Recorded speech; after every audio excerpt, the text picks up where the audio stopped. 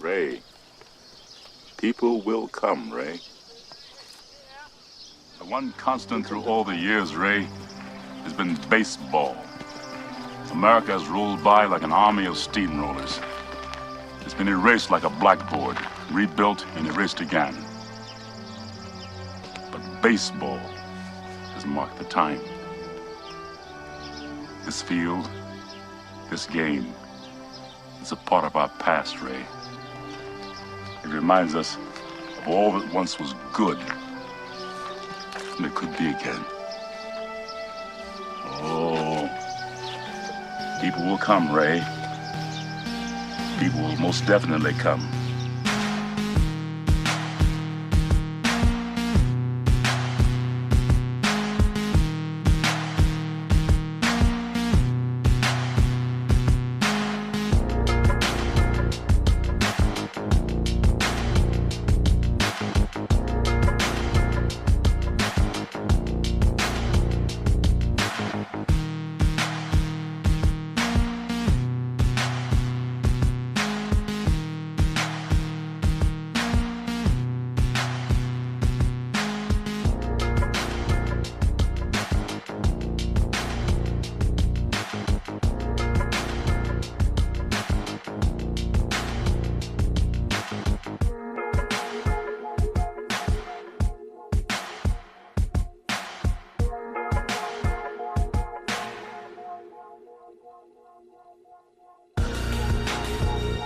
Baseball, America's pastime sport. A game kids grow up and fantasize about, making it to the big league.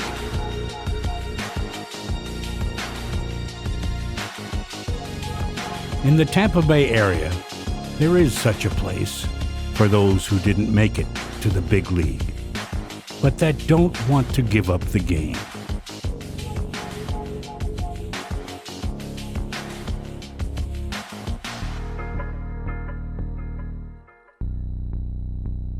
This league is known as the Men's Adult Baseball League, a league where a group of guys with a love of that sport came together and formed a team that built champions, friends, relationships, and that special something.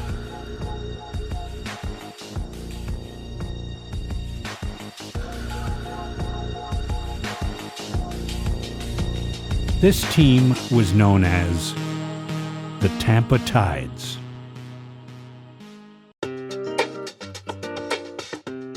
The Tides were started by Steve Maynard, also known as Upper, Tap Tap, or My Bad. We didn't start out as the Tampa Tides. We started out as the Tampa Reds in '96, I think it was. He first managed a team known as the Reds that played in the Tampa League in the late 1990s. You can learn a lot about things and people if you know their origin. Well, again, I'm going to go back to the beginning, and this is before we were the Tampa Tides, but I had just moved to Tampa, and I was watching TV, and I was scrolling through the channels, and I saw a public access channel, and it said, tryouts for an adult men's baseball league. And I ran and got a pen real quick, and I wrote down the number and called the city of Tampa, talked to a guy named Jim Patisi. He said tryouts are this Saturday, whatever day it was. Not long after that, Upper started building a team of like-minded characters with talent and skills, but who also had a passion for the game.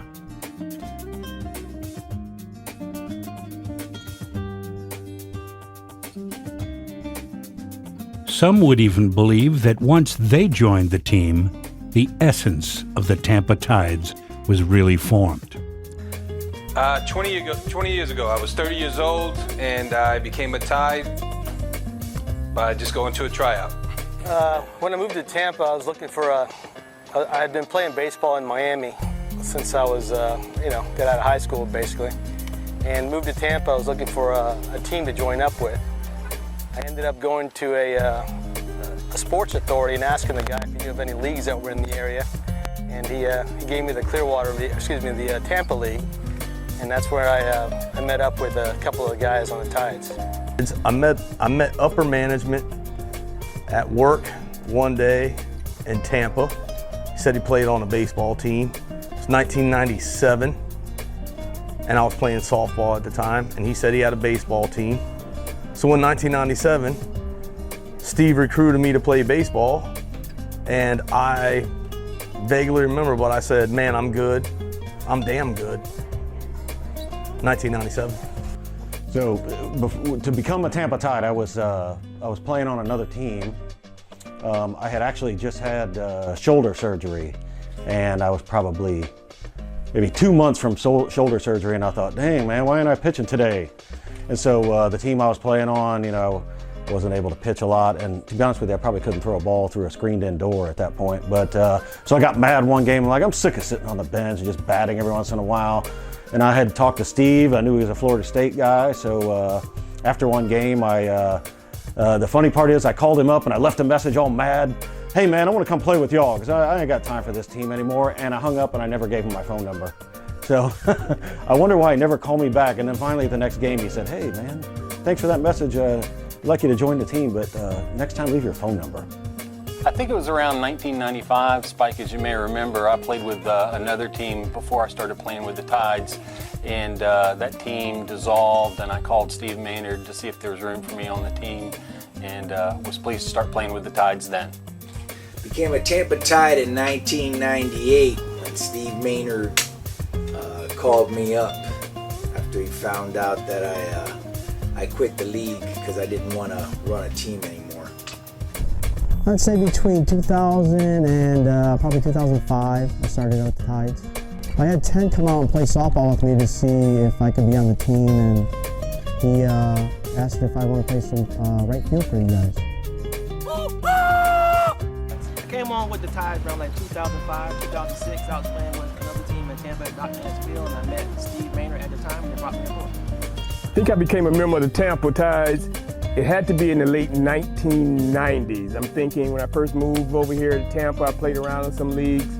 I got a call from Steve Tap Maynard, and he called about a team, so I joined the team, I'm gonna have to say in the late 1990s, maybe the early 2000s. I became a member of the Tampa Tides probably about 2001, 2002.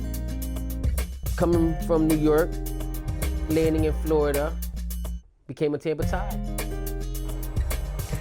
Becoming a Tampa Tide, really an interesting concept. The manager of the Tide was the catcher for the Tide.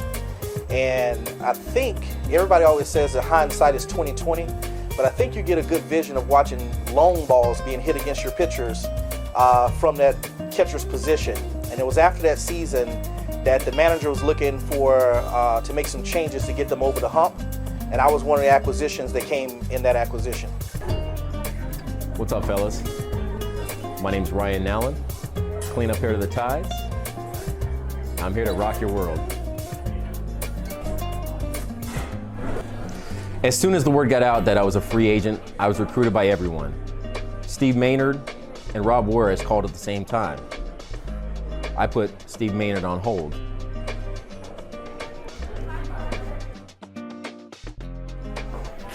But then after playing against the Tides and knowing some of the guys from the team, I decided this could be fun. I could help this team, we could hang out after. You know, I joined this team for one reason, and one reason only. That's to win, drink, and win. Cut.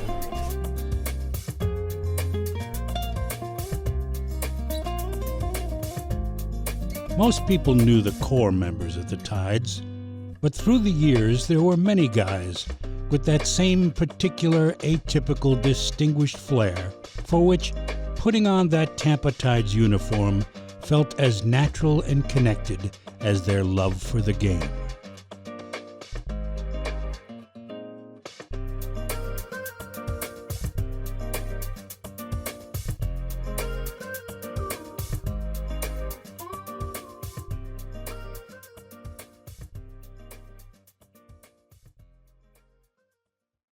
Now batting for the American League from the New York Yankees, the shortstop, number 2, Derek Jeter. Number 2.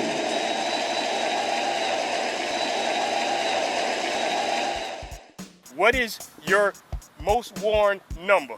Number 11. Also sometimes 16 and number 1, but mainly number 11.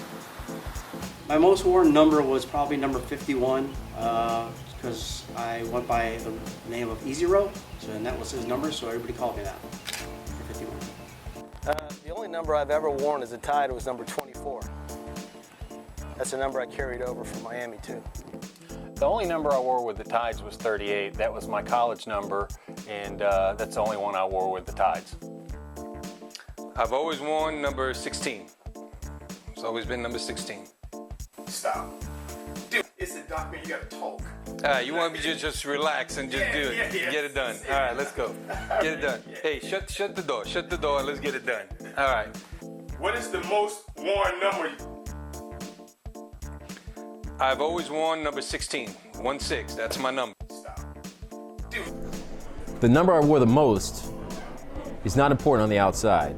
Even though it said number 3, rest in peace, Dale Murphy, Hall of Fame. It was actually number 1 as the number 1 home run hitter all time, number 1 in stolen bases, and number 1 in assists. Oh, did I mention before, number 1 draft pick in the expansion draft? That's right, number 1. Most worn number ended up being 5. Used to be 12 at the beginning, but ended up being 5 with the store today. Well, I always wore number 8 with the Tides from the beginning till today. Never wore another number.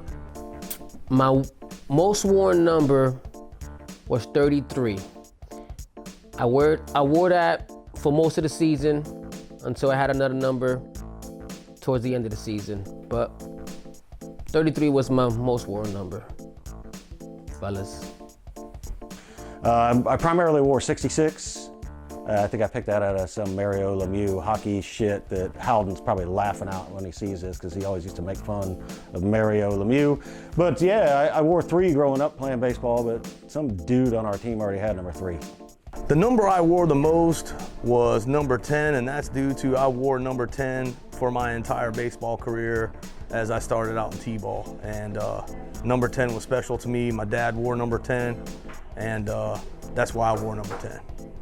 Well, all since Little League, I've worn the number 3. And it's not because of anything like a Babe Ruth or anything like that. It's basically because I was the 3rd member of my family born. I was the 3rd child, so from that point on, everything has been a 3 to me. High fly ball to center, and that ball's hit. Upton going back.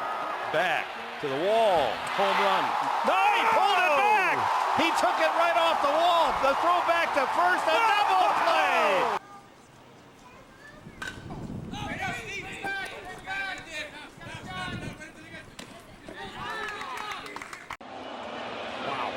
Says Derek Jeter. What position did you play the most? I played second base for almost the entire tenure with the Tides.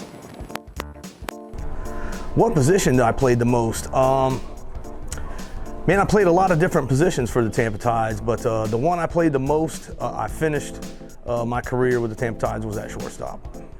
The position I played the most was right field. I played a couple times left field, I think, but most of the time was right field. What position did you mostly play? Left field, I also played right field. I also backed up Boo at center field quite a bit. Anywhere Spike wasn't. I am a pitcher. Stop. You played a lot of positions too. You played third, you caught. You said primary. That's what you. It's a document. You gotta talk. You want me to just relax and just do it. Yeah. Get it done. All right, let's go. Get it done. Hey, shut the door. Shut the door. Let's get it done. All right. I am primarily a pitcher, but I did play a lot of third base and first base also. The position I played the most was center field. For most of the league, most of my years at the Tampa Tide. Then I shot to left field, which it was the same thing, because, you know, like I said, I'm fast. You know, I was really a pitcher only. I think there were a few times I might have played an outfield position because we were short of players or something like that. But by far, the primary position I played was pitcher. I played third base for the Tide. I was brought on the team to play third base, and then ended up moving around the infield. The position I played 95% of the time was catcher. I always played catcher. The primary position I played was pitching and the infield. So pitching, infield, I was good. Just everybody knows, don't put me in the outfield. And when I'm playing the infield, if somebody hits a pop-up, like, it was funny because I used to get this like vertigo sometimes, well, like all the time. So even when I was playing the infield, it'd be a pop-up and I would clear out and everybody would run over and try and get it because I knew I couldn't catch it. So don't put me in the outfield. What position I played the most? Well, I am the franchise. So I play every position. But if I had to go down in the Hall of Fame record books, I would probably be as a pitcher or as an infielder or as an outfielder. So basically I played all the fields, positions. Because in one game, I played all 9 positions. I think I'm one of the only few people in the baseball league, men's baseball division, that's played every position once. I started one inning as a catcher, then moved to third, short, around the horn, ended up in left, center, right, and then the last inning, the 9th inning, I pitched. So I am the franchise. The position I played the most for the Tampa Tides would have been center field. I was mixed in a little in left field, but I always was the #1 center fielder. I honestly could have played anywhere, first base, third base, but the one I played the most was center field. I could track down anything, and as the highlights tape showed, like a gazelle, catching its prey, any time of the day.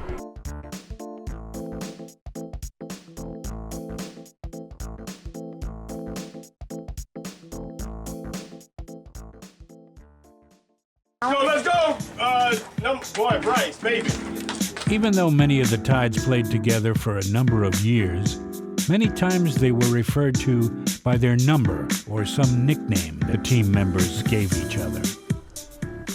So I had a nickname that the Tides called me, and Spike made this name up.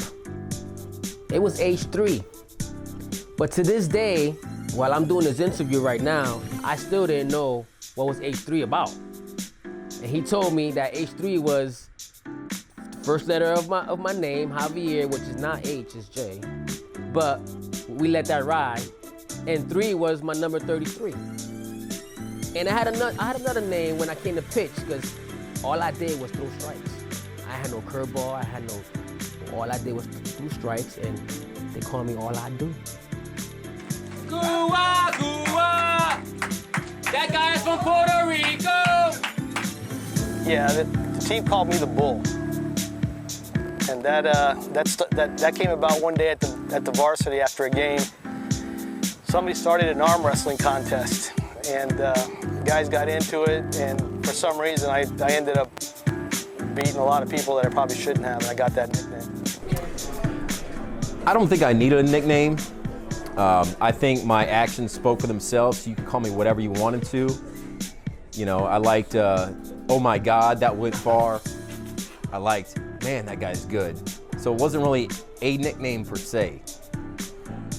I used to go by Rhino or just, damn, that was awesome. You know, either one of those 4 options were good. So I didn't really go by a nickname per se, but I take all that were awesome. What? Yeah, they used to call me the G Unit, and that's because, you know, of the way I played, and what they brought me on the team for. So, which was mostly hitting, fielding. That was questionable, but the hitting was what I do. Well, having a name Chris Ross, you'd think my nickname would be Chris Cross, but somehow I think that's how old we are. We actually started playing baseball before Chris Cross was around, so I was tagged as Philip because of the number I mentioned that I was 66, Philip 66. That was me. Huh. Well, I am the franchise. But in the interest of full disclosure, that nickname was given to me by me, and it stuck. My nickname on the Tides was Redhead or Red, and the reason that came about was when I basically tried out for the team, no one could pronounce my name. So I don't remember who said, just call him Red, but Redhead has been the name, or Red's been my nickname for the Tides as long as I played. My nickname was Sea Dog. Sea Dog has always been my nickname on the team. The nickname the Tides gave me was Easy, because I used to end stuff like when they get out of hand, I go easy, and I don't know how they picked me up. At least I didn't get like the name Opie or something. So Eric Slim Cooper, also Slim Shady, also better than Spike. It's kind of a funny story about my nickname. This is going back to before texting was a big thing. We were doing an email battle about probably some stupid decision that needed to be made about a jersey or something like that. And after reading 1,500 emails about it, I said, I want to make, as the coach of the Tides, and I was always the coach of the Tides, I said, I want to make an executive decision. This is the way we're going to do it. And I signed my email, Upper Management. It was just something I made up on the spot. And the name Upper stuck with me till today.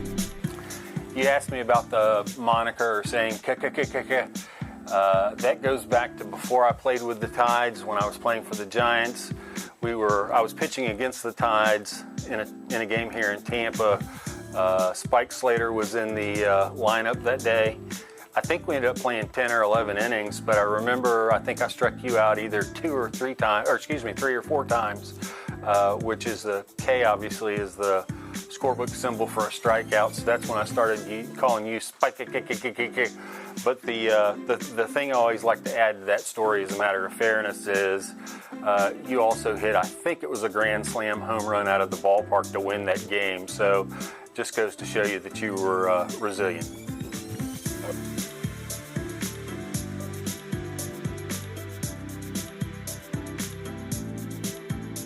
The personality of the players, and not just their talents, was one of the unique ingredients that made the Tides the league favorite.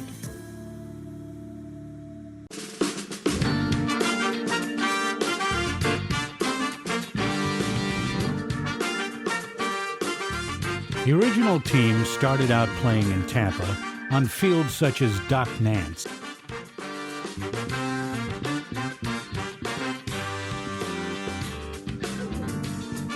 A.T. Rawlings, and other fields in the area.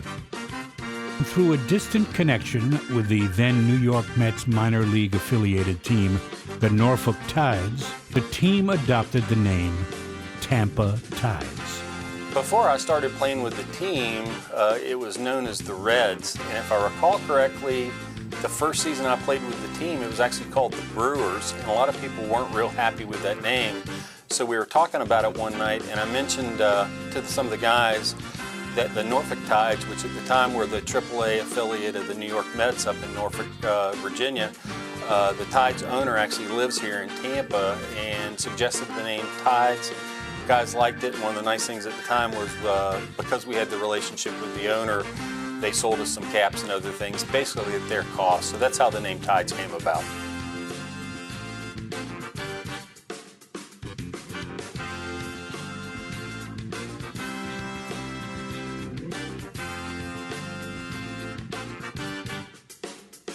The team later moved across the bay to the Clearwater League.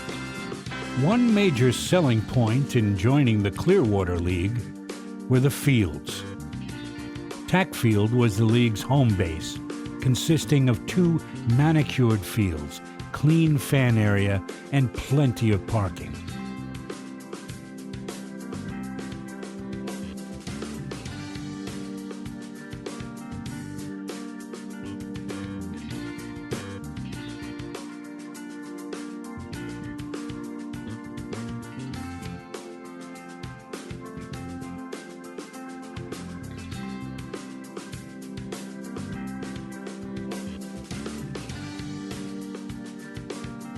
The team also played at Jack Russell Memorial Stadium and the Phillies' spring training facility until 2003.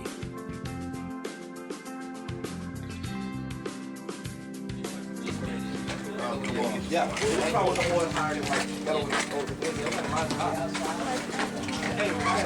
gonna need a lot more than one run. Give me a bad bounce. Bad throw. Yes, baby. Yes, I just don't understand.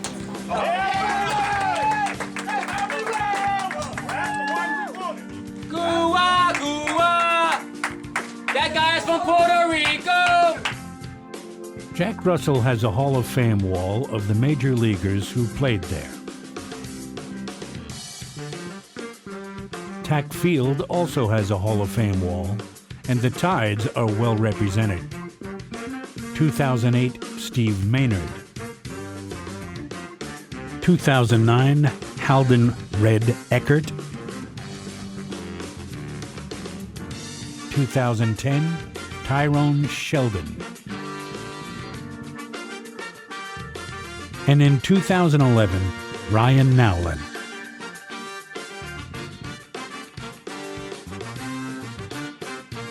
But there is one name some feel is missing from the Hall. But that's for another day.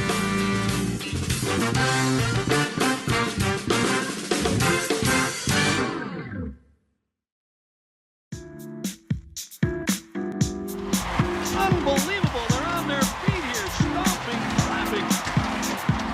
Come on, join in wherever you're out there. Slabby Dobby! No, he's talking to you. I'm talking to you, Dobby. The Tides fan base was few, but they were true. Hey, I love you back. They could often be seen at the field or in the stands, rooting the team on, but mostly there for the after party, just like the players on the team. Our Tampa fan base. Let me talk about the fan base we had. We had an awesome fan base. Our fan base, it was sparse, it was sparse, but it was loyal. Tampa Tides fan base was a variety of girlfriends that people had mostly, and some of the wives that used to come out along with some kids, but that varied off and on. Pretty big fan base. I had a lot of people follow the team. I had a lot of friends that always came to the games, so it was pretty big. Fan base was mostly, I think, family would come out. We had a couple of girlfriends and stuff like that come out, but it was mostly family, like kids and stuff like that. We only had 1 or 2 fans normally, but what we used to do quite a bit is bring our family out there. I brought my daughters out there, Livia and Erica, who were 5 and 7 at the time. They grew up watching baseball, and they're 21 and 19 now. They've probably been to more baseball games than anybody I know. Man, the Tides fan base, well, I mean, a lot of times we come to a game, especially on a Sunday afternoon, maybe not if we played in the evening, but a Sunday afternoon game when we played a 4 o'clock game, our side of the field would have 50 people in the stands. Family, friends, kids, obviously. The other side would have maybe 1 or 2. So yeah, we had a pretty big fan base. The biggest fans of the Tides were the Tides themselves, and nobody loved us more than we loved us. Other than that, I think there's a couple of family members, like wives and girlfriends and guys like that. But for the most part, the biggest diehard fans of the Tides were the Tides, and I'm pretty sure we still are to this day. they were great people. You know, they often had trouble at the turnstiles with all of our fans rolling in. I think most of them were probably wives or girlfriends. If I recall correctly, almost all of them were named Lisa. And we certainly had some other fans, but it was a good bunch of people. Fan base, yeah. I think Heidi was our fan base for probably the first 10 years. Even when she was like 9 months pregnant, I remember her passed out or sleeping in the van while we were drinking in the parking lot about 3 a.m. So our fan base consisted of a few wives, and most of the neighborhoods we play in had some vagrants and stuff that walked around. So a lot of times, they would pass out or fall down near our field, and that was our fan base. I'd say the Tides fan base was pretty dysfunctional, but loving, like our team. A lot of our fan base came from, our after game establishments, whether it be Sunset Lounge, Varsity Club. We're all one big family, and they all rooted for us, and they all rooted for us to come in afterwards, and put up a big bill, which we usually did. Like tonight. We had kids, we had our wives, we had people that wanted to be Tides, we had other teammates that wanted to be. They loved us because we came to play. Even if we was late, even if we started right at the minute, we kicked ass. Yes, we did. Our fan base was awesome. We had some of our strongest loyal fans that would come and watch us play. So the fan base, we'd say it was strong. How about that? The fan base was strong. My name is Desiree, and I'm a Tampa Tide. I became a Tampa Tides fan because my husband started playing for them in 2002, and I kind of just married into the family, so that's how I became a Tampa Tide. I saw them play in different fields, but I think the most that I enjoyed was at TAC, only because we were all there, all the fans, all the family and the kids, and it was more like a family outing versus us going to see the guys play. The Tides fan base, well, I guess that would depend on the day we were playing, but we had a pretty good fan base for being adult baseball. I can't really recall how many people were in the stands, but one thing that I do recall was George Rubio had a girl come out one day, and she was knitting him a quilt. So we had a pretty damn good fan base. Let's cut. Do it again.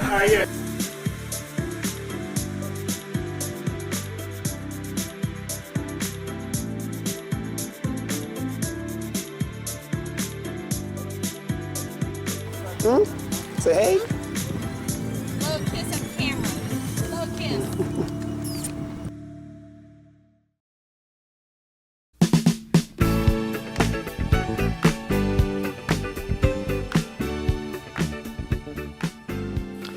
Yes, big family. We're still a family. We still go to each other's events and functions.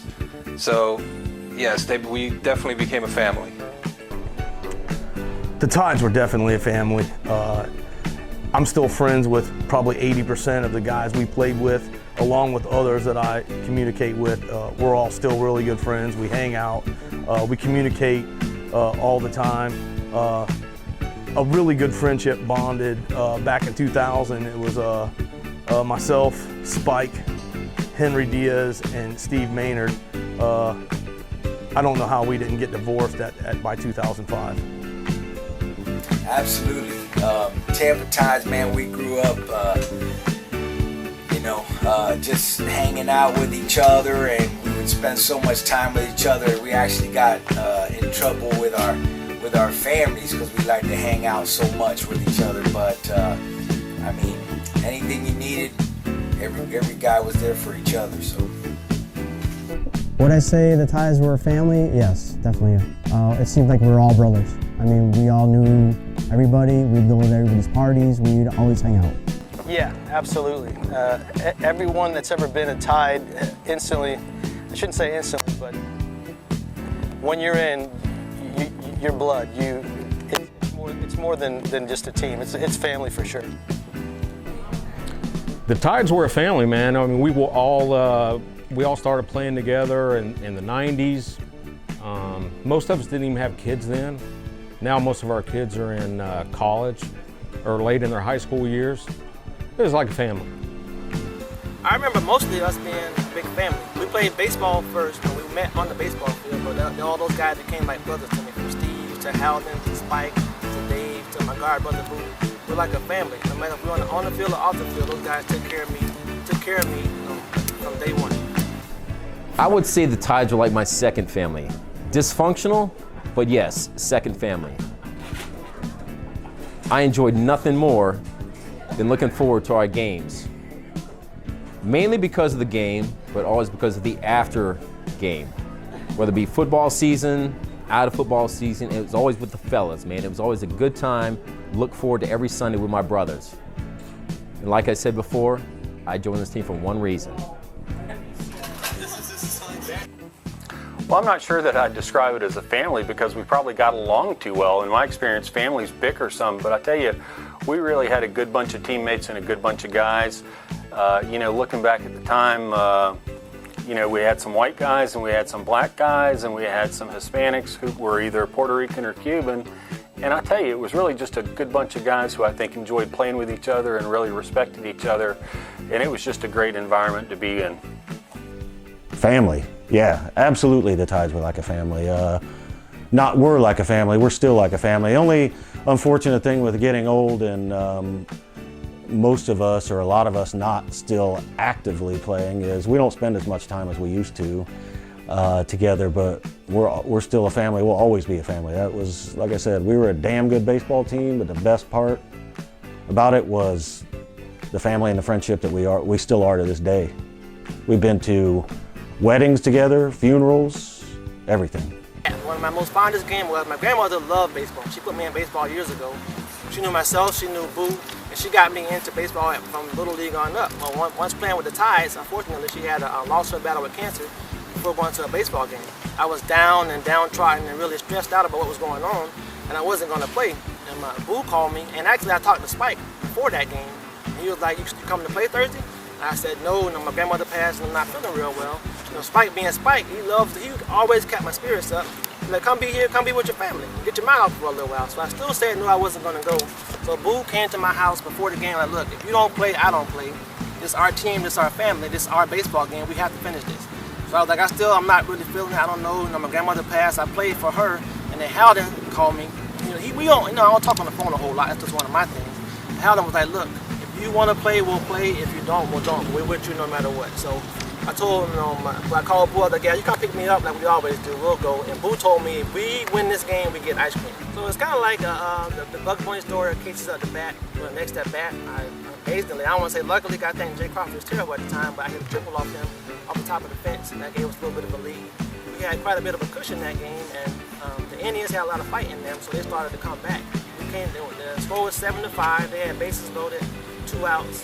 Boo came to me before the thing. I'm in tears because I missed my grandmother, but I want to win this game, but my mind wasn't focused on it. And Boo said to me then, one of us got to make a play to win this game. It's the playoffs.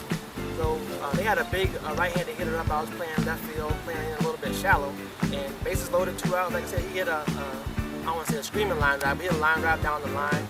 I sprinted for the ball. Everybody knows one of my signature catches was sliding forward, feet first. I dove for the ball with my big giant sister pancake glove, as Spike called it, and I made the catch. And as I caught the ball, I rolled over. I held my glove to the sky to salute my grandmother, praising her because that game was dedicated to her. Boo came and jumped on me. Everybody went crazy, and I'm in tears. And to this day, some of the guys on the team was just thinking that I was in tears. We beat Jay Crawford. It wasn't about that. Boo said he did it for your grandmother. So that's my fondest story is playing that last game, not for her, and beating Jay Crawford, sending him to Connecticut. So from now on, no matter what he says on SportsCenter, no matter what he says on ESPN, we send him to the 4-letter network with the loss. The Tides are a family. I mean, we had a lot of brotherhood and camaraderie that took us into some bad places and to some good places. As someone said earlier, we also went to all our funerals together, we went to weddings together, we even saw kids grow up together. So to answer that question, yes, the Tides were very much like a family. I would say that the Tides absolutely made me enjoy watching baseball. Not only because it was a different perspective for me as a fan, but because they were all brothers and they were all playing, and my husband was out there with them, and it was just them enjoying each other's company, and it just made us enjoy it even more. The Tampa Tides, like a family. Yes, they was like a family. They still are to this day like a family. They are all my brothers, even the newcomers that became a Tampa Tide. They all are my brothers to this day. We all play in our separate teams now, but when we see each other, it's awesome. Hugs and Steve, I want some poker nights, all right, man? Bring it back, Steve. Stop playing.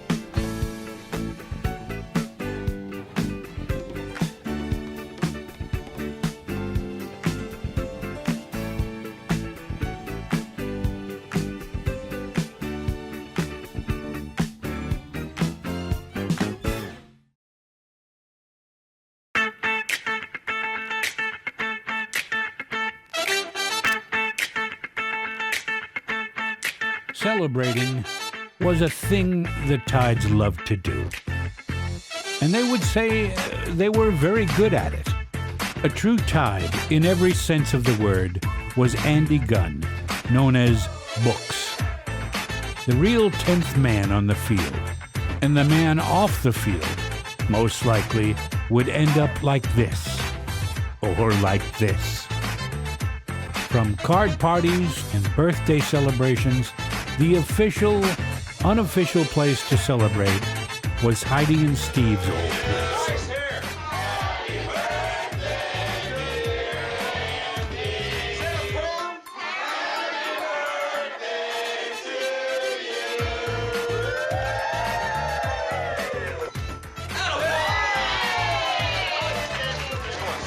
Go.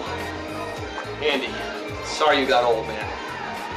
You know, you were young, you're not young anymore, and you look like shit, really, but hey, I hope you're having a good time. Hey, we love you, man. See you. Hey, Andy. I've known you for a long time, bro. It's been a lot of good times, a lot of strange times, a lot of butt grabbing, a lot of hugging, a lot of kissing. I love you. Have a good 40th.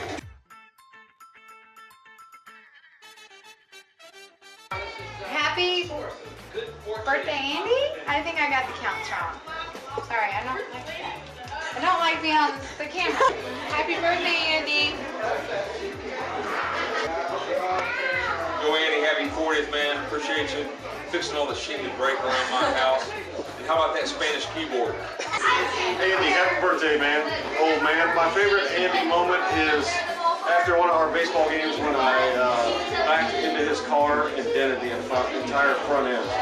Happy birthday, man. Dang, Andy, lucky man. Smile now. All right. Andy, I didn't know you had 3 ticks, man. I saw that tonight. You got 3 ticks. I'm a little disappointed you never told me that. But I'll see you later. Happy birthday and fuck off. What is this? What is that? Is that Andy? That's Andy's breakfast. Easy. Easy. Hey, happy birthday, Andy, and Nancy says hi. And... Hey, I love you, man. Yeah, she is only 12. Yeah. We're gonna bring her out after the drugs kick in.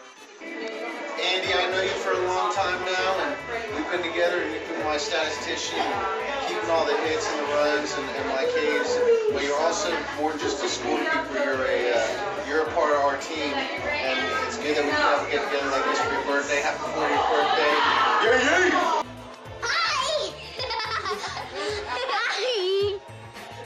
Sing happy birthday. Ready, set, go. Go. Happy birthday to you. Happy birthday to you. Happy birthday, dear Andy. Happy birthday to you.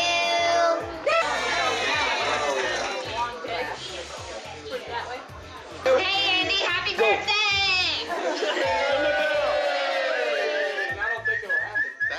That should get the cops here. All right. Hey, 24, come out here, please, sir. What's in that coat? Ladies and gentlemen, we are the Tides from Tampa Tides. We've been playing baseball with this guy for at least 18, 20 years. I need you to have a seat over there, sir. We're gonna do a little presentation for you. So at this time, without further ado, I would like to introduce the Tampa Tides featuring Spike On the mic. and the Currents. Come on now, guys, come on now. Featuring Spike. And the Currents. Oh my god, they all have black jackets. Seriously? That's awesome.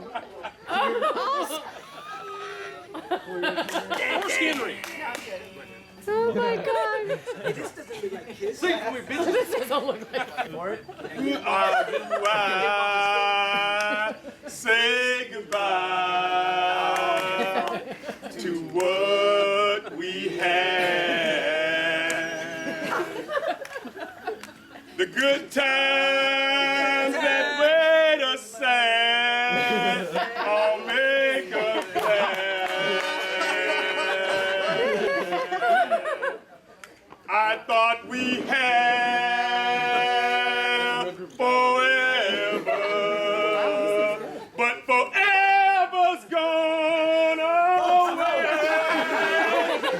It's so hard to say goodbye.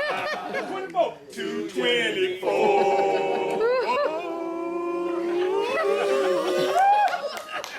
I don't know where we go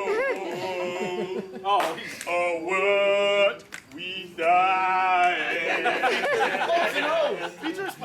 All I know is where we've been and what we've been through. Oh my gosh. I thought we had to see forever, but forever's gone away. It's so hard to say goodbye. Make it quick, it's starting to rain. 220. One more time. One more time. One more time. And I'll make with you the memories to be my sunshine after the rain. Rain. Here we go. No. Oh, they got a tie shirt on. I want one of them. Hey, and on the back is some Harry sayings. Oh, shit. Cloud machine. Cloud machine! Boom, chicka boom, boom! I'm a pilot! I ordered a club and this is a sandwich. Yeah. Thank you, ladies and gentlemen. You get a chance to see all the shirts and all the Henry sayings. Miss you, baby. Mine is frozen. Yeah. What's up, people? Dude, it's 4:15 in the morning. What the hell are you doing? Don't you have a baseball game in about 3 hours? I am here. We're doing remote live from Las Vegas, Nevada. No. I am here. Dude, I haven't slept since, what day is this? This is Saturday. It's Saturday or Friday? Saturday. Saturday. Okay, hoping it's Saturday. I missed my baseball game. Spike, can you give me the email of your baseball coach so I can not send him this segment? No, I would not do that. All right, I gotta go. All right, see you. All right, boy. A couple of times, the Tides took their act on the road. On a non-stop flight to Vegas, Upper shouts on the plane, "Hey, y'all going to Vegas? Me too." Key point, it was a non-stop flight to Vegas.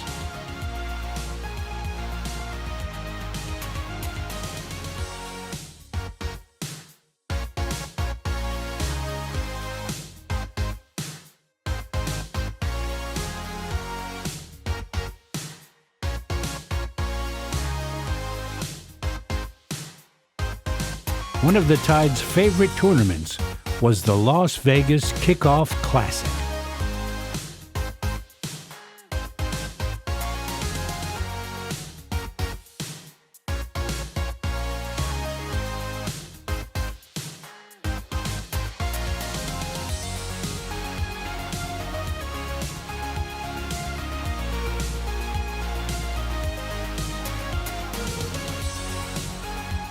Lots of stories, which will not be told here, came out of Vegas. But bring up the topic of Pimp Down, The Sun, P.F. Chang, clam chowder, dolphins and palm trees, giving those shits away, hurry off the field, the clock is running, or the bathroom attendant to any of the Tide members and watch the grin form on his face. My favorite, one of my favorite, there are many, but one of my favorite all on-field Tampa Tides memories was out in Vegas. We went to Vegas, I think, 6 times and competed in the tournament. We actually never won that tournament, but we made it to the finals a couple times. We flew from Tampa to Vegas and partied for several days and played baseball for several days with a team of about 10 or 11 guys. I think we had played 5 games in 3 days, and we were in our last game, and everybody was on their last leg. And we go into the last inning of the last game, we're up a run. And I could not catch another inning, so I went to play first base. And Tyrone Shelton's on the mound. And they get a runner on first base, and there's 1 out. We're 2 outs away from winning the tournament. And the guy comes up, he's the best player on their team. I think they were from California, I can't remember exactly, but he's a great ball player, but him and Tyrone have been jawing back and forth at each other the whole game. And I walked out to the mound because I know Tyrone. And I said, Tyrone, whatever you do, don't hit him, okay? We need it now. Don't put him on first base. Don't give him a free base. Tyrone's like, yeah, man, okay, yeah, man. So I walk back to first base, and Tyrone hits him square in the back on the first pitch of the game. Now you got runners in first and second. Next guy gets a hit. We lost the tournament. But, and Tyrone to this day is like, man, that guy needed a hit. And again, that's one of my favorite on-the-field stories, although it's kind of bittersweet. Well, there was a time that we went to Vegas. We climbed into a taxi, about 7 of us. The taxi driver was pretty upset because there was so many of us in there, and we were a little rambunctious. But on top of that, Spike was sitting in the back seat right next to me, got a leg cramp in his hamstring. Looked like an alien coming out of his leg. And when he jumped up, it scared the taxi driver so much he pulled over, and somebody started yelling he was going to pull out an AK and shoot us all. So we all got out of the taxi and ran around, and that was kind of crazy right there. But there was a lot of incidents like that we had just a great time together. I'll never forget being in Vegas at 7 o'clock in the morning drinking and getting a tap on the shoulder about, hey, we got a game in an hour. And then pulling Javi off the craps table at 7:30 in the morning, driving, throwing on a uniform and driving to the field, only to find out that we were so drunk none of us could catch fly balls. I mean, I think we didn't even get close to them. We dropped like 6 fly balls that day and lost that game horribly. Yeah, I was thinking Vegas was the other spot, because obviously there's got to be stories about Vegas, because we worked in a little bit of baseball while we were out there. You know, when your schedule comes out and you have the Tides at 8 o'clock game, and like your cleanup hitter's got Grey Goose in his hands at the craps table. Yeah, you're probably not going to come out too good on the baseball part, but we had a great time. Some of the things I remember about Vegas, though, some of my favorite memories were, for some reason, they both have to do with P.F. Chang's. I'm not sure why. One of them was a dude that we watched drunk climb up on that giant P.F. Chang's horse out front, and then we all went, oh shit. And then we proceeded to watch him fall off of it and, you know, pretty much need to go to the hospital. But the other P.F. Chang related story has to do with Javi, and we're at the craps table, and he kept calling this one Asian guy, P.F. Chang, come on, P.F. Chang, come on, P.F. Chang. And like the next roll, Javi threw the dice, and I think only one of them hit the table. He missed the table completely, and I don't know why I thought of P.F. Chang, man. Let me give you another memory, because I know this one, the guys will relate to this one. I was at the craps table, me, Howden, the baby, Spike, and we had just came from P.F. Chang's. And P.F. Chang's is awesome in Vegas. Oh, they got two stories, great food. So after the P.F. Chang's, we went to go play craps. So everybody, you know, gather around the table, play craps. We had this roller. This roller was P.F. Chang's. He was an Asian guy. And this guy was rolling. He was rolling pretty good. And I go ahead and I scream, I love P.F. Chang's! 6! Everybody was on 6, but he didn't throw a 6. But I always say, I love you, P.F. Chang's! I told a guy that I loved him.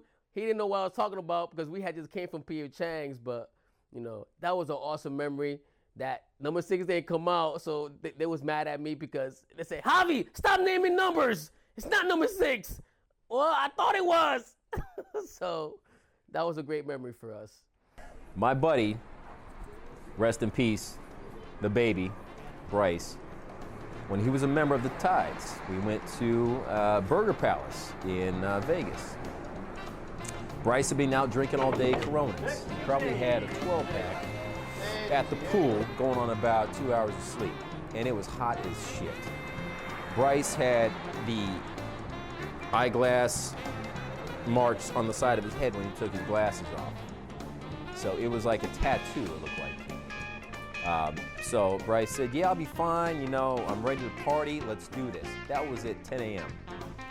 By the time we get to Burger Palace at about 8 p.m. that night, and Bryce is all gung-ho to go out, we sit down, look at the menu.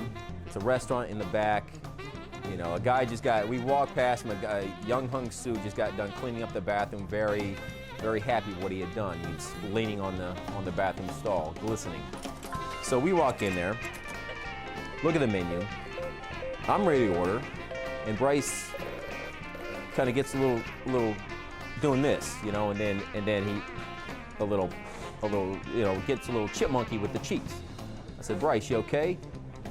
Yeah, I'm and it just, he tried to cover it up like a passed ball, but unfortunately there were wickets in the glove, so it just spewed a little bit there. And then I said, Bryce, you okay? You need to go to the bathroom? And he gave me a hint. No, I'm good. And then before he could say anything else, it just came out a little more. And by that time, I've never seen Bryce run anywhere faster than to the bathroom. I said, oh shit. So I, obviously a good friend, good teammate, went to check on my buddy. When I went into, or close to the bathroom entrance, the happy-go-lucky Asian guy that just cleaned the bathroom was cursing, it seemed like, in 10 different languages and very high, because I knew Bryce was in there, and not a good thing.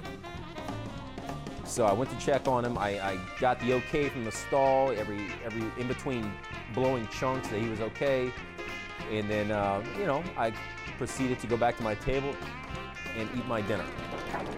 I did not see Bryce, nor did anybody else see Bryce for I think 24 hours. And so that's one thing ingrained in my head that I will never forget in the Tampa Tide's history and lore. Thank you, Bryce. Thank you, Burger Palace. Cut!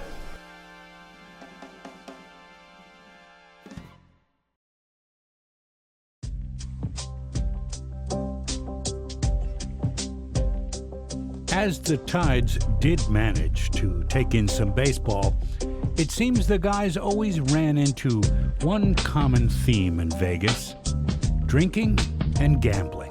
The Tides even managed to work a wedding into their time in Vegas. Javier and Desi took advantage of the trip, along with some Vegas winnings, to turn the outing into a fantasy weekend by tying the knot Vegas style. So my most memorable time in Vegas was when I landed in Vegas a couple days before the tournament to play craps. Just with a plane ticket, with no hotel, no nothing. I get on the craps table, and not knowing nothing, I play the fire bet, and I hit the fire bet. Fire bet now is 1,000 to 1. So I put $5 down. The guy hit the fire bet for me, and I won $6,000. So when I won $6,000, I called my wife here, and I said, sweetheart, wifey, we're gonna get married in Vegas. I was actually in the car with Tracy, and when he called me and said, I won the fire bet, let's get married. And I'm like, what in the world? Get married? He's like, yeah, buy yourself a ticket and we're gonna get married. When are we ever gonna get the guys together at the same time? Awesome. And when am I ever gonna win the fire bet? So let's get hitched. But I couldn't cash the 6,000 because my boys, my brothers, the Tides was coming down and they didn't believe me that I won $6,000. So I had to save the chip, a $5,000 chip and a $1,000 chip, so I could show them $6,000 that I won. The day of the wedding, we had a game. We went together. We went together. Yeah. We played a game. And I left, and I think. You left early so you can get everything ready at the chapel. You was waiting for us. We actually played extra innings. Yeah. We actually played extra innings. Because we were supposed to be, you guys were supposed to be there by a certain time. I think it was like 6 or 7, and you weren't there. We ended up having to pay extra because you guys got there late. Yes. But I was there already with Tracy and her family because her family was from out there, and then I saw you guys pull up in the van. I think you guys went to like 10 innings or something like that. 10 or 11 The day of my wedding, I'm like, really? The day of my wedding, we're gonna do 10 innings. Talk about, wow. I had such a bridezilla moment. It was so funny. I almost killed Tracy, poor thing. But yeah, I was ready and waiting for you, and then you came in your baseball uniform, and I'm like, you need to change. You need to hurry up and change. And you didn't have time to shower, didn't have time to do anything. And none of the guys did either. They were like in their shorts and had their socks pulled up all the way up and sandals.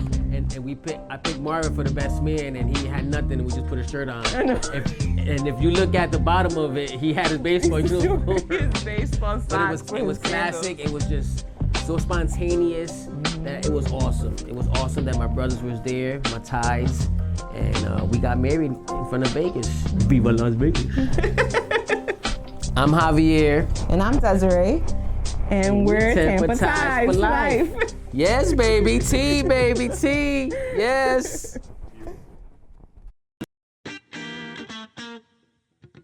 Playing baseball, the Tides were a bunch of guys who really relished in the term play. All black outfit with Ryan. I heard that Ryan and Spike was gonna race. Yeah, I'm Chris, the manager. The Tides? I know the Tides. They're legends. Legends. Ask the Packers fans. Packer fans love them. Every Sunday. Front and center. Leading the cheer. Roll Tide. So I was like, I called Boo. I said, Ryan and Spike gonna race outside the varsity. Who you got? Come on, son. Are you just talking about your ass? Oh shit! You got Chili's car. I know. Hey, that's Bogo's. There's a Bogo. Bogo O'Brien. He's got a rapid refill. Boo said, of course I got my big brother. He's gonna blow Ryan's doors off. I was like, all right, that's bad tater tots. Me and Boo were not there. But I said, Steve, please send me the text of who wins the game. Wait, don't say nothing. Just drop the hat. All right. Don't say a word. Y'all ready? Ready?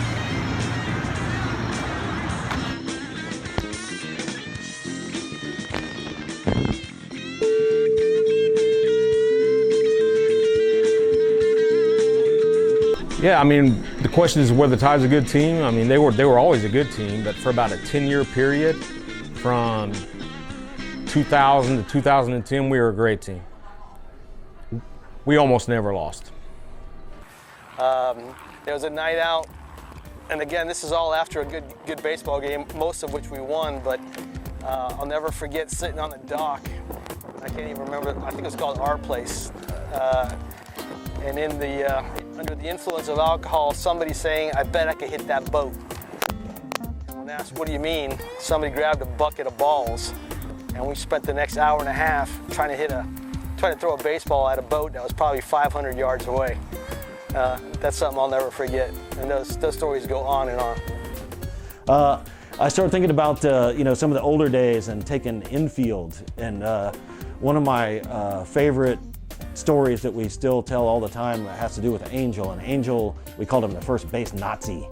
because Angel would go over to first base and he would roll you some ball, and whether you're playing short or third or second, it might be close to you, but you had to run and get it. And your throw better be damn sure on target when you threw it back to him, because if it missed him at all, he would not move, and then he would just go stand at first base while the pitcher continued to warm up for the rest of the inning. So I would be playing third, and he would roll the first one to me. I'd throw it 10 feet over his head. He would go stand at first, and then Howden would proceed to glare at me the rest of that inning before we started because he was so mad he couldn't get any throws in. But that was Angel was a first base Nazi. Name some stories about the Tides that I remember. Wow, there's far too many for me to for this little YouTube documentary. But one of my favorite stories is I was playing center field. Spike Slater was playing left field, and there was a ball hit between us, and I called him off, and he didn't stop, and we ran into each other, and lo and behold, Spike was on the ground. I'm still standing with the ball in my hand, and he actually looked up and said, "Did you fall?" I said, "No." Cut! But the last thing that I like was when I was trying to get that ring. I'm one guy that always wanted a ring with this team. We were at the Fall Classic championship game, had our ace pitcher going, Chemo, at the time, and we jumped up to a 4-run lead in the first inning, ended up losing 17-4. The only chance I had to get a ring. But those are the three things that stick out the most, but it was all fun, man, all fun. Man, there's so many, but I guess let me go back to one of our Vegas stories. It was after a late night, early morning, I should say, and we played this really terrible team. We were getting our ass kicked and couldn't hit the ball, couldn't see the ball. Ask Henry Diaz. And then our little hero came up, the baby. He had a scorcher between first and second, or else we would have gotten no hit, and that would have been just the downfall, the armpit of my time with the Tide. So if it wasn't for the baby, then it would have been a shit show. But that was probably one of my most fond moments because we always hit the ball, except that day. Baby, love you, thank you, Burger Palace. I think one of the fondest memories I have is kind of a general one, thinking about hanging out at the varsity after the games over in Clearwater. We had such a good bunch of guys, and a lot of them would tend to go to the varsity after games in Clearwater and grab a bite to eat or have a drink or whatever. But invariably, it was real good times. A lot of times the conversation had nothing to do with baseball. We'd talk about families or what was going on in our lives. And that's just a warm thing that I really remember from my time playing with the Tides. One of the memories about the Tides was probably going to the Florida State Notre Dame game. Most of us went. We had a big party going down there. We tailgated. The one thing I remember is Howden marching to the stadium as like a marching band the whole way, not losing like one beat to get in there. Stayed through the whole game. Notre Dame won, of course. Came back to the tailgate. That's when the fun began, or the madness began. And then I remember Books doing the Jägermeister or the Goldschlager, telling Steve who's the pussy now, and guzzling it down. And 2 minutes later he was out. But we still partied that day. We partied till everybody left. Had to carry Books up to the room. I remember. Yeah. Somebody thought he was on the white pony. We went out after that. I think we stayed out late that night, came back, Books was still out. I mean, from the beginning to the end, it was nonstop. I mean, laughter the whole time. It was one of my best memories ever on that team. The all-black outfield was an exclusive members-only club. You had myself, Eric Stem Cooper, the best left fielder in the history of baseball, in Clearwater that is, or in parts. You had my guard brother, his name is Jabu, but we call him more affectionately Boo, who played center field and covered probably the whole outfield as Steve Maynard led him. And we have my big brother Spike. Spike is what we called him. who played right field when he didn't pitch. We also had our fourth member, which was Coach's boy. We call him Tin, we call him Ginger, and we call him Red. He's a pasty version of the all-black outfield, but he had to come in to leak into the outfield to get the channel fly balls. But me, Boo, or Spike wasn't going to chase either one of those. That was all his territory. So that was the all-black outfield. Another memorable moment for me was when we would go see the Rays play at the stadium in St. Petersburg. So much fun because it was a different perspective for me because we would play this game called New Ball where anytime the catcher brought out a new ball, we would pass the cup around and put money in there. But at one point, we would not even watch the game. We were just watching the catcher to make sure to see when he would bring out a new ball. So it was fun, and we were always drinking. There was always drinking involved in every activity that we did. Well, in Vegas, after one of our overnight, overserved events, we make it to the baseball field, and we're playing this team, and between innings, I look up into the sky and I see all these jets and planes with all this smoke coming from behind them. And so I went to our resident expert, Mr. Henry Diaz, and I said, 24, why do all these jets and airplanes have all these clouds and smoke coming from behind them? Well, he went into this long thesis and story about atmosphere, pressure, temperature, water. I'm looking at him like, what are you talking about? He turns, looks me dead in the face and says, cloud machine. Made sense to me. So I look up to the sky and see all these jets and I think for a moment, they must be giving them shits away.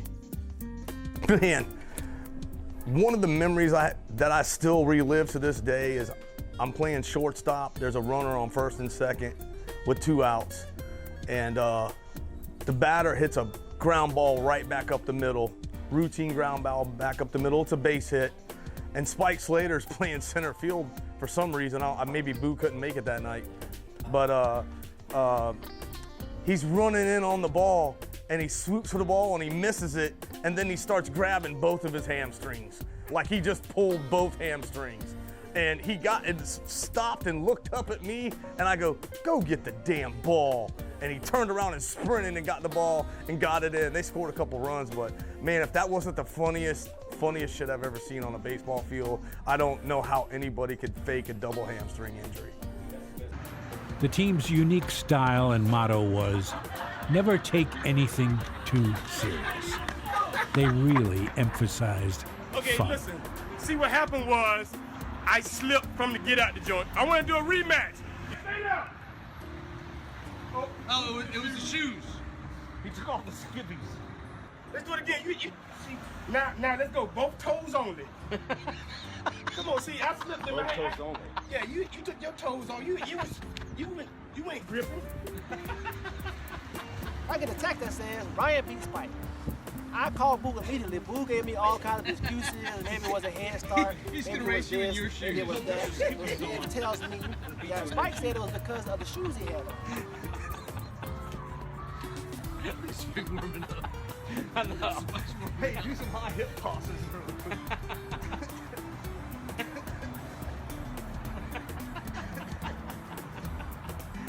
Damn. Oh, he pulled some shit. Damn. What you need to do is lose about 15 years. Crazy. Oh, here we go.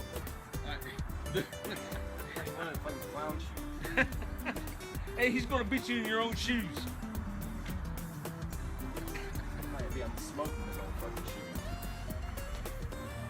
Our story is told to me. Spike gives Ryan his shoes. Me and Boo bets double or nothing. The bet is pushed up to 10 times. So Ryan's got to put on Spike's shoes because that was the excuse for the loss in the first one.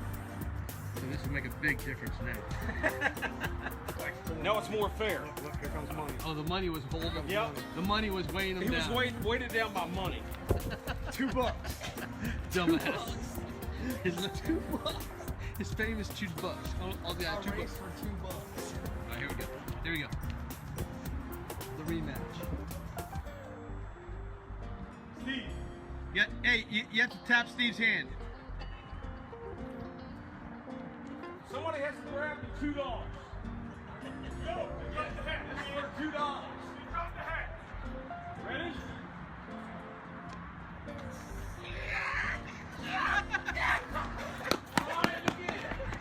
Ryan again. Spike loses again to Ryan, the youngest member of the all-black outfield, in his own shoes.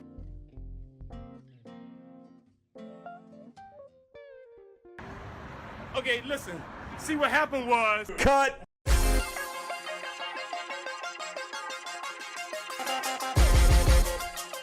Many hours and miles were traveled on these roadways to play in a men's adult baseball league.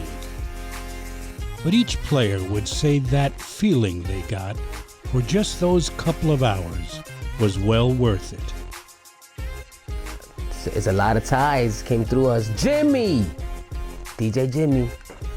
We got Marvin, Daryl, and Tom, Chris, Alden, Boo in center field, Stan Hazelhurst, Slim, one of my favorite players. Spike. Spike had a name for everybody, so Farm Boy, Dave. Scott Waller, Carlos Martinez, Jammin' G, George Rubio. We got Henry, we have Spike, Ryan Nolan, Tyrone, Bryce, Steve, Angel Serrano, Glenn Harris, Carlos Martinez. We had Carlito at third base, Nelson at short, Henry at second. Oof, that's going back.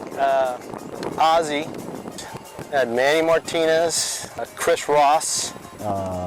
Books, of course. Andy, we got to throw him in there. Andy was actually active for, I think it was one game. I think a ball hit him in the chest and knocked the air out of him, and then he came to bat one time. So Andy's got to be thrown in there. And speaking of long gone, when I started to write these down, I thought, in memory in this, we definitely should mention our long gone friend Julio, who, he wasn't always the one who hung out with us all the time, but he was a Tide. He was our brother. He died. He died on the baseball field. This one's for Steve Gonzalo. There's more that have come and go, but that's the primary group. Although the sun has set on many of the Tampa Tide's playing days, the legacy of the Tides remains one of a kind. We are born, we live, Slabby Dabby! And besides our family, there is a short list of things we carry with us from a very early age until we die. For these baseball buddies of the Tampa Tides, invented by Abner Doubleday in 1839, it is a kid's game known as baseball.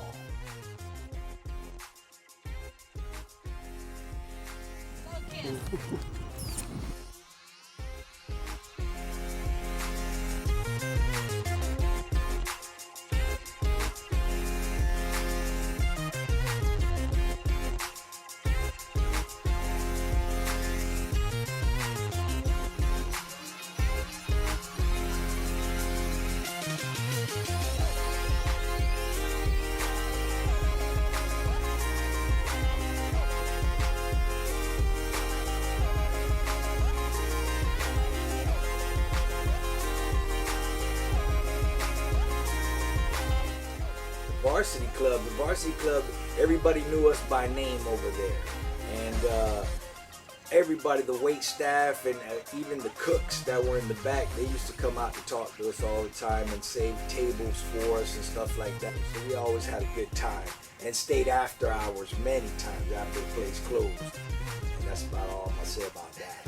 Yeah, really.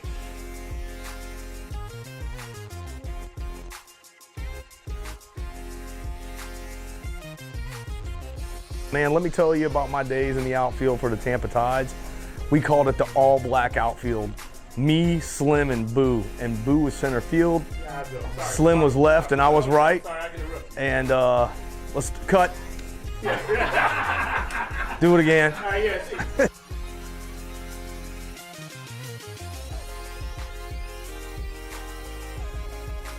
and I was part of the famous all-black outfield, and that represented me, Boo, and Slim. And Slim was the captain of the all-black outfield, and gosh, did we miss him the last couple final years that we played as the Tampa Tides.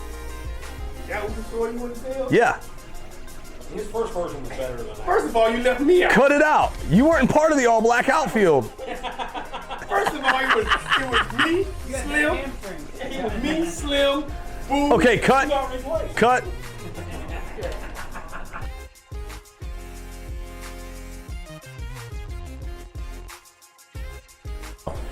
To start out, Red, Jaeger, please. Wow. Thanks. Seen Stafford's fingers?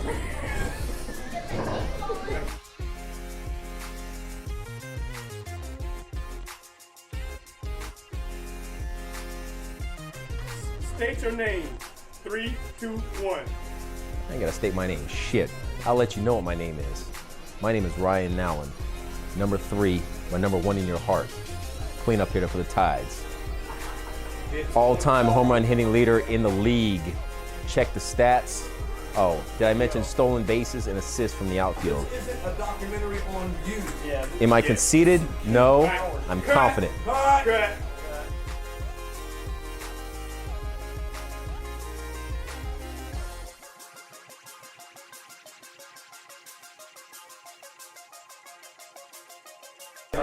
A lot of commands here. Yeah. I bet you like this, don't you? Brother telling a white man what to do.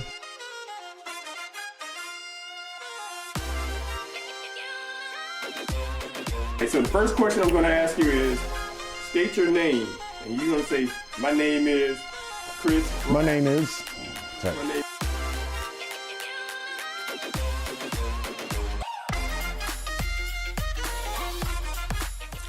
Steve Maynard, Steve Maynard, Stan Hazelhurst, Jammin' G, George Rubio, Gregory Slater. That Slater shit gonna be cut out. Spike Slater.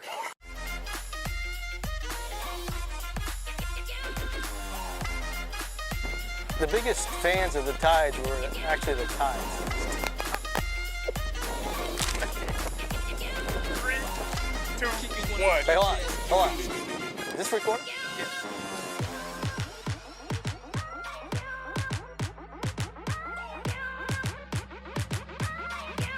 Who's the best player?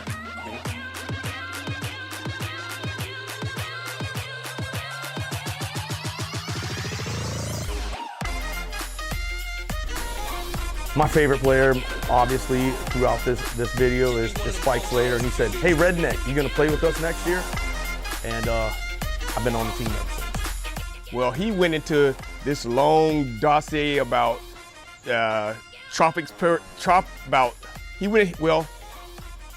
went into this long diaphragm. 3, 2, 1.